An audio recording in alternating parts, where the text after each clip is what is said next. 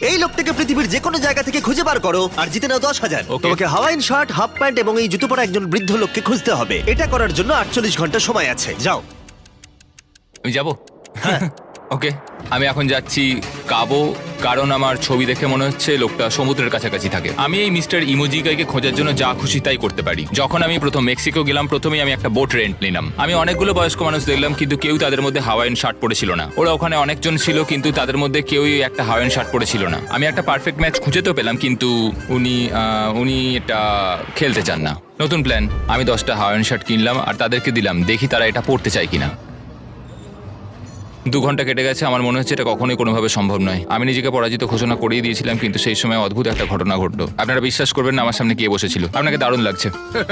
আমি mister বিস্টকে call করছি। হেই, congratulation, তুমি এই মাত্র জিতে নিলে 10,000 কি ডলার। মানে? আরে সত্যি? আমরা কি হেলিকপ্টারে যাব?